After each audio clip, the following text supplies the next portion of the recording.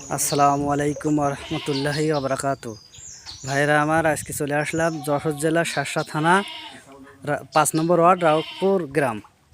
দেখুন ভাইরা পানিবন্দিভাবে কীভাবে বন্যার পানি চলে আসছে রাউতপুর গ্রামে। দেখুন এই হচ্ছে ভাই কাঠের ঘর, এইখান থেকে এইখানে এই হচ্ছে রান্নাঘর, এই গোয়াল ঘর, এই ছাগলের ঘর। ছাগল দেখুন পানির ভয়ে চালের উপরে উঠেছে। চলেন আমাদের এই চাচার কাছ থেকে কিছু সাক্ষাৎকার নেওয়া যাক। আসসালামু আলাইকুম চাচা, ওয়ালাইকুম আসসালাম। আপনার নাম বলেন। শহীদুল্লাহ পাটোয়ারি, গ্রামের রাঘবপুর। তা আপনারা এই পানির মানে জীবনযাপন করছেন কীভাবে পানির মধ্যে পানির বন্যায়? মধ্যে আছি, এই ছাগল গরু নিয়ে আছি, ঘরের মধ্যে ছাদের পরে আছে ছাগল, পাট আছে ছাদে, ধীরে পানি। এই দেখেন আমাদের ছাগলগুলো কি অবস্থায় আছে, দেখেন দেখেন আমার ছাগলগুলো কি অবস্থা আছে। চলেন তাহলে ছাগলগুলো দেখি নি।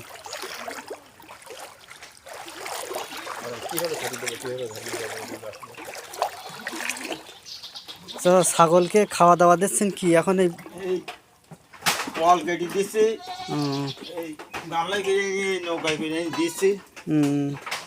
পাটি খাদ্যের ওটার মতো নেই, এইখানে পানির উঁচু দিয়েছি, এইখানে রয়েছে কিছু ছাগল ঠিন্ডি পরে উঠে গেছে। দেখুন ভাইরা, বন্যার পানির জন্য ছাগল আর তলায় থাকছে না, চালের উপরে উঠে গেছে। এখন আমাদের এই অবস্থাটা দেখুন। এই হচ্ছে রান্নাঘর, আর এই চাচার ঘর, এই গোয়াল ঘর। এখন কথা বলবো এই এলাকারই ভাই, ওহাব ভাই। আসসালামু আলাইকুম। ওয়ালাইকুম আসসালাম রহমতুল্লাহ। কেমন আছেন ভাই? আলহামদুলিল্লাহ অনেক ভালো আছে, আল্লাহ ভালোই রেখেছে। আপনাদের এই দুরবস্থা, আপনারা এই সমাধান মানে চলাফেরা জীবনযাপন কীভাবে কী করছেন? আল্লাহ চালাচ্ছে ভাই, আমাদের কোনো মতে আল্লাহ কোনো মতে বাঁচাই রেখেছে। ওই নিজেরাই রান্না করছি ঘরের ভিতরে, কেরোসিন স্টোভে রান্না করে খাচ্ছি ভাই। রান্নাঘর এই চাচার, আমার শহীদুল্লাহ চাচার রান্নাঘরটা হচ্ছে। আর আপনাদের ফসল যা ছিল তার খবর? পানির নিচে কিছু পাটের ফসল আমরা উদ্ধার করতে পেরেছি। ওই সামনে আমাদের ভেলা আছে, নৌকা আছে, ওই থেকে নৌকা কিনে এনে ভেলায় কিছু উদ্ধার করেছি।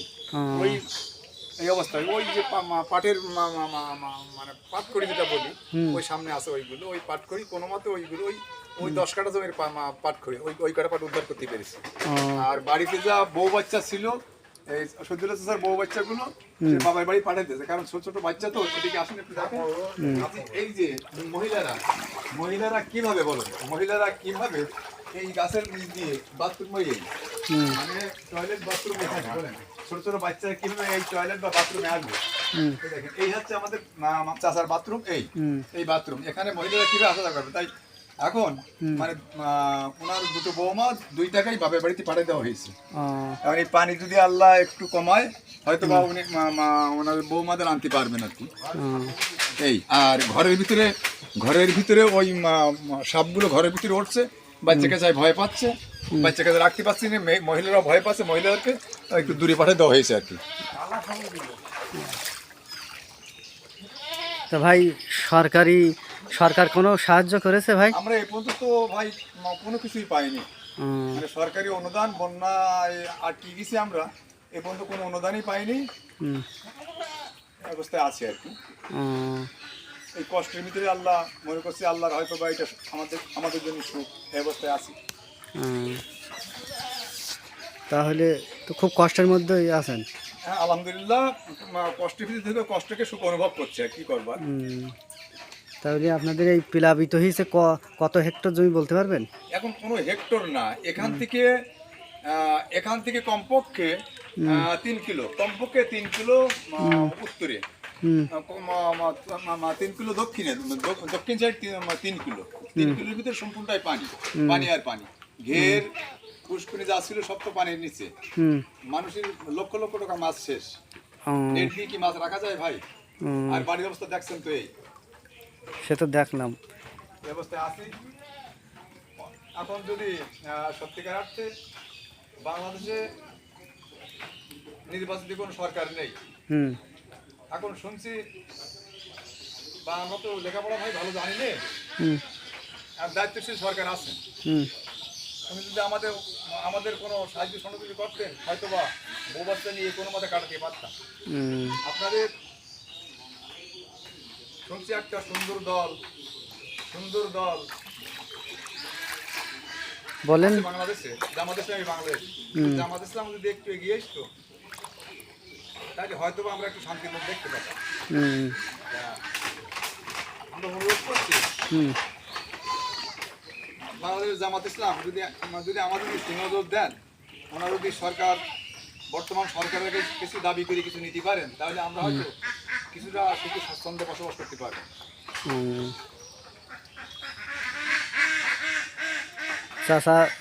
চাষার এই দেখুন পানি, এবং চাষা এই চাষার বাড়ির চাষিও নেই, গোয়াল ঘর সব পানি। কিছু পাট হয়েছিল। চাষা পাট কতটা হয়েছিল? পাট লাগাইলাম 500 বিঘে 7 বিঘে লাগাইলাম। হুম, 7 বিঘের মধ্যে বিঘে 2-3 পাট পাইছি, তাও কিছু পাইছি, কিছু পচে গেছে, হুম, কিছু নৌকা দিয়ে নিয়ে আইছি, হুম, এইটাই আধা মতো হয়েছে। হুম, জোরে তো হয়নি, হুম, ওটা পাটটাই রাখলে তাও পাটটারও পচে গেছে। হুম। তাহলে কষ্টের মধ্যে। পাটটাকে জ্বালানো, ওই পানি উপরে বেরিয়ে এখনো। হুম, আর ছাগলগুলো বুঝে গেছে। হুম।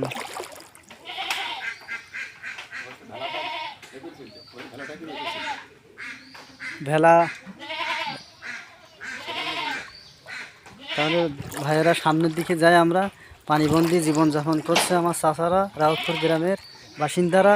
দেখুন আপনারা, পানি খুবই কষ্টের মধ্যে আছে আমার চাচারা। দেখুন সামনে ওই দেখুন, ওই যে ভেলা, ওইখান থেকে সকালবেলা বিকেলবেলা, এখন তো কোনো জীবিকা বা কাজের কোনো নেই মাঠের পানিবন্দির কারণে। এখন এই ভেলাগুলো নিয়ে এসে ওই পানির মাঝখানে জাল পেতে সেগুলোকে মাছ ধরে বাজারে বিক্রি করে। চলুন আমরা সামনে যাই। এই দেখুন বাড়ির অবস্থা,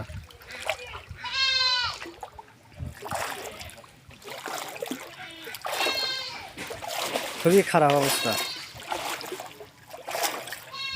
চলুন।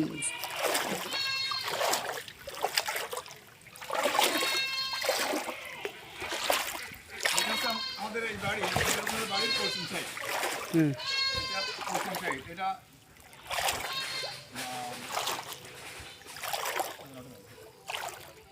এটা পশ্চিম সাইড। এই ভেলাগুলো হুম, এই ভেলাগুলো নিয়ে আমরা ওই মাঠে যে গাছগুলো একটু গাছ আছে, ওখান থেকে পাতা টাতা ভেঙে এনে কেটে এনে ছাগল গরুর খাওয়াচ্ছি। ছাগল গরুর খাদ্যের খুব অভাব। তা পানির মাছ গাছালি কোথায়? মেলা নিচে পানি। ওই ঘেরে কিছু গাছের মাথা বেশি আছে, সেই গাছ থেকে কিছু কলা গাছ তো নেই, ওই আম গাছের কিছু পাতা এনে ওই ছাগলের দিচ্ছি, গরু খাওয়াচ্ছি।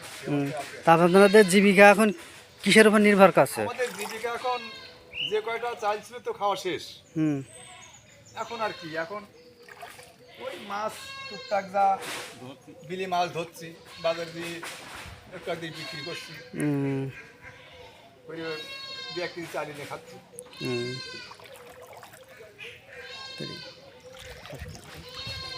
তাহলে এই দেখুন অবস্থা রাউতপুর গ্রামের। তাহলে ভাইয়েরা, আপনারা যদি কেউ সাহায্য করতে চান, এবং সরকারের কাছে আমাদের অনুরোধ, আমার চাচার মুখ থেকে শুনুন। চাচা, আপনার সরকারের কাছে কি আহ্বান করবেন? এই পানিবন্দী অবস্থায় জীবনযাপন করছেন। এই অবস্থায় তো এখন খাওয়া দাওয়া খুব অসহায়ের মধ্যে আছি। কোনোরকম 1 কেজি 500 ধান্যবাদ করছি, ওই খাচ্ছি। যদি কিছু সাহায্য পাই তাহলে আমি একটু উপকার পাবো। বাচ্চা নিয়ে বউ বাচ্চা, বউরাও চলিয়ে ছেলে বউরা, আমরা মাগি দুজন আছি, গরু বুড়ি, ছাগল নিয়ে আর গরু নিয়ে, আর ওরা চলে গেছে। সাপের ভয় সাপ হচ্ছে। তাহলে এই বলে আমার ভিডিও শেষ করছি। আসসালামু আলাইকুম ওয়া রাহমাতুল্লাহ।